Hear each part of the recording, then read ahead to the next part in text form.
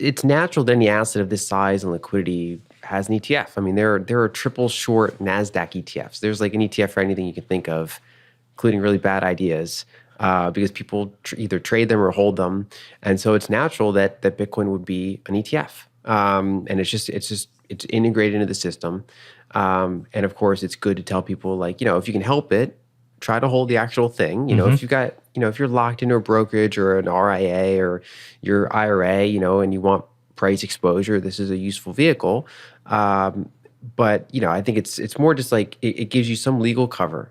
And one thing that the lawsuit showed was that one is the government's not a monolith, right? So if you look at the SEC, for example, there's already been division in the SEC between Gary and Pierce, Gensler and Pierce.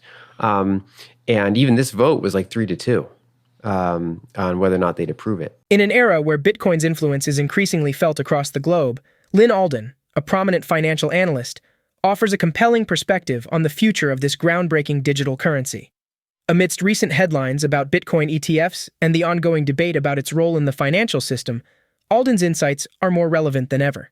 She delves into the intriguing concept of hyper-Bitcoinization, exploring the possibility of Bitcoin emerging as a dominant global currency. With governments grappling to maintain control over their fiat currencies against Bitcoin's relentless push, Alden's analysis sheds light on the complex interplay between traditional financial systems and this burgeoning digital asset. As we witness the growing integration of Bitcoin into mainstream finance, exemplified by the landmark approval of Bitcoin ETFs, Alden's thoughts on the legitimization and potential volatility reduction of Bitcoin are particularly poignant. Her balanced view, acknowledging both the high ambitions for Bitcoin and the practical challenges it faces, offers a nuanced understanding of its scaling issues and the broader economic context. In this video, we explore Alden's vision of Bitcoin's future, her take on the challenges of self-sovereignty in the digital age, and the evolving landscape of cryptocurrency regulation and adoption. Her insights not only illuminate the current state of Bitcoin, but also chart a course for its potential trajectory in the years to come. As you watch, don't hesitate to hit that like button, subscribe, and drop your comments below. I think there's a range of outcomes. So I don't have a firm view on the very long-term end game. Basically, money is a competitive good that scales with network effects, and it's one of those things you really want to hold the second best money. You generally want to gravitate towards the first. In historical periods where there's been two monies coexisting for a long time, it's usually because one money is not sufficient. So for example, gold and silver coexisted because gold, even one tiny gold coin was more than like a laborer would make in a day or a week maybe. And so you'd have to have the smaller units. And so there are certain contexts like that where it can kind of reach its limitations. I think a big thing will come down to how good are governments at maintaining their own little fiat bubble against the constant push of Bitcoin. Right? We see, for example, developing countries that have inflation problems, they have the constant pressure of dollarization always kind of knocking on their door to kind of push in. And people there in those gray markets, they want dollars. And so, but they've been able to maintain their monopolies anyway because of the technology that's available. They can basically firewall their banks and they can firewall their ports of entry. Bitcoin and stablecoins start to pierce into that. And so you'd expect that over time, as liquidity and acceptance and knowledge of these types of technologies grow, particularly Bitcoin, it can pierce into all these things. And it's increasingly hard to maintain any sort of currency monopoly. But we still don't know the extent that they'll be completely dismantled from being able to do that, or what timeline if it does happen. So whether you look at it as a very, very large monetary asset globally, or virtually the only one, I don't really have a strong view. I think that's all still quite a bit out. But I have pretty high ambitions for what Bitcoin can do. When I got into Bitcoin, I had also been watching it and studying it for a while. So I went through a phase where I was interested but skeptical, to interested and convicted. Right, that was a transition I went through. And what I find interesting is that a lot of people are kind of almost come off as constantly surprised by the scaling challenges, even though they were laid out in 2009, 2010. If you look at Satoshi's original emails even before Bitcoin was launched, just on the mailing list, people were challenging the scaling. They were like, well, how is this going to scale? Or, Hal Finney was talking about Bitcoin banks in 2010.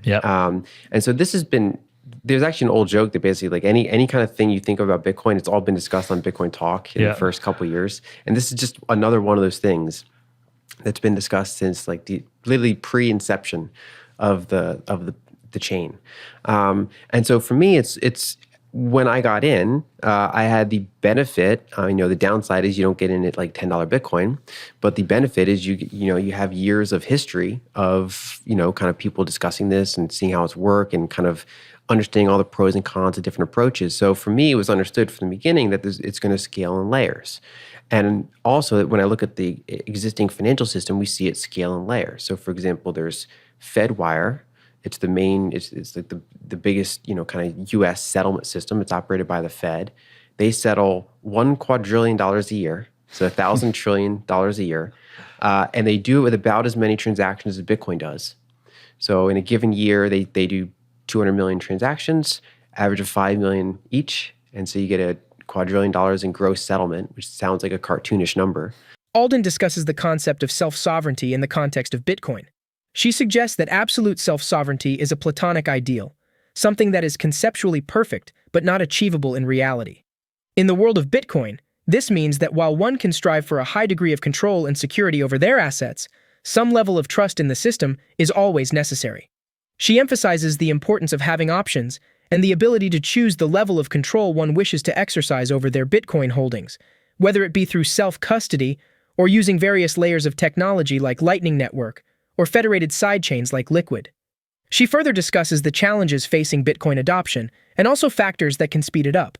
She points out that people need incentives to do certain things, and the present economic and financial conditions are presenting that opportunity for them to move over to Bitcoin. Let us now continue with the video. I think UX is going to be a big part of it. So in order to get people to switch, you generally need like an Apple-like UX, which of course is easier to do with custodial than non-custodial. That's kind of that's the temptation. That's the challenge. Yeah. It's also one of those things where people are more incentivized when they specifically have a problem. Yep. So for example, if your payments were blocked, you now have an incentive. Whereas if your payments are not blocked, you're kind of like, well, what's the point of this whole Bitcoin thing?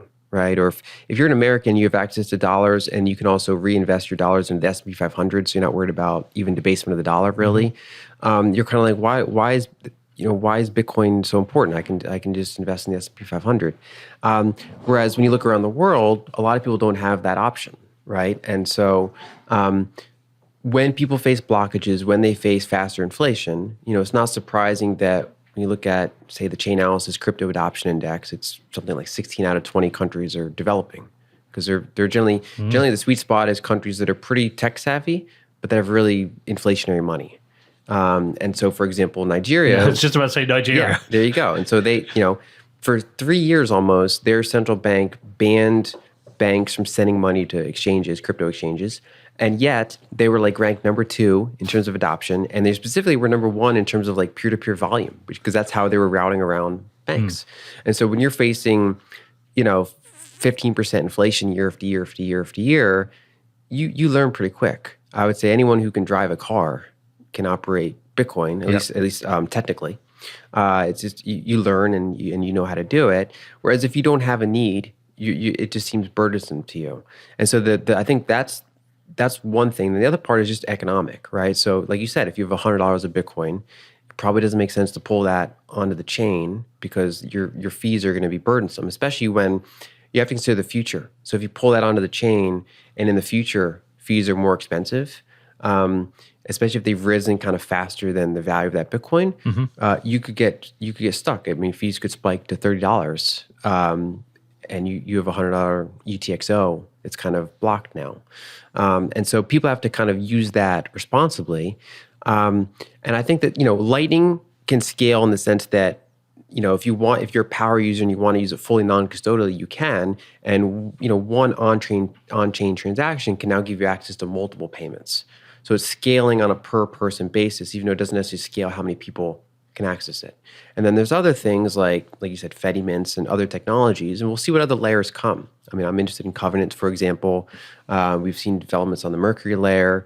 There's other things that can scale as well. We just kind of see what catches on. It's unclear how much fresh capital the new spot Bitcoin exchange-traded funds, ETF, will attract, but significant funds from other crypto products are expected to pour in, JP Morgan said in a Thursday research report. The market reaction to the U.S. Securities and Exchange Commission's, SEC, reluctant approval of spot Bitcoin ETFs has been relatively muted, With the focus now shifting to how much capital these new ETFs will pull in, the report said, "We are skeptical of the optimism shared by many market participants at the moment that a lot of fresh capital will enter the crypto space as a result of the spot Bitcoin ETF approval," analysts led by Nikolaos Panagiourtsoglou wrote. Still, the bank does see a significant rotation from existing crypto products into the newly created ETFs. So even if no new capital enters the cryptocurrency market, the new ETFs could still attract inflows of up to $36 billion. The bank says about $3 billion could exit the Grayscale Bitcoin Trust, GBTC, and migrate to the new spot ETFs as a result of investors taking profit after buying discounted GBTC shares in the secondary market in the last year. It also sees up to $20 billion from retail investors migrating from digital wallets held at crypto exchanges to the new ETFs. Grayscale's high fees could also trigger outflows, and unless it lowers its rates toward a lot more capital, perhaps an additional $5 billion to $10 billion, could exit GBTC relatively quickly to migrate towards cheaper spot Bitcoin ETFs, the bank added. Institutional investors that hold their crypto in fund format could shift from futures-based ETFs and GBTC to cheaper spot ETFs, especially if GBTC is slow to cut its fees, the report added. What do you think about Lyn Alden's insights on hyper-Bitcoinization and the sovereignty of Bitcoin? We would like to know in the comment section below. Also, endeavor to give us a like, subscribe, and turn on notifications. Thanks for watching. Savvy finance enthusiasts, massive shout out for being the heartbeat of savvy finance. Your support has been the wind beneath our wings, and we can't express our gratitude enough. Now buckle up because we've got an exclusive deal just for you. Ever wanted a slice of the action? We're offering a golden opportunity to own part of our YouTube channel's potential future revenue.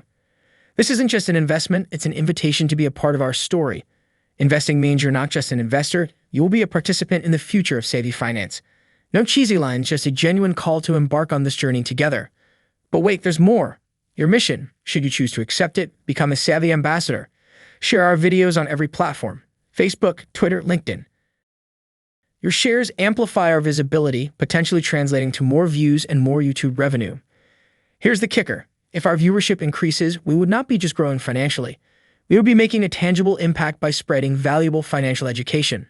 Now the icing on the cake. Invest and you'll score exclusive access to our private Savvy Finance Discord. Here you can chat with Savvy Finance, swap ideas with fellow investors, and be at the forefront of exciting developments. Click on the link below to register your Gigastar account. You can also find the link to my offering page in the description below. Get your Gigastar account ready, review the offering details, and let's embark on this thrilling venture together. To the incredible Savvy community, thank you for being the backbone of our success. Your journey is my journey, and together, we're creating waves. Cheers.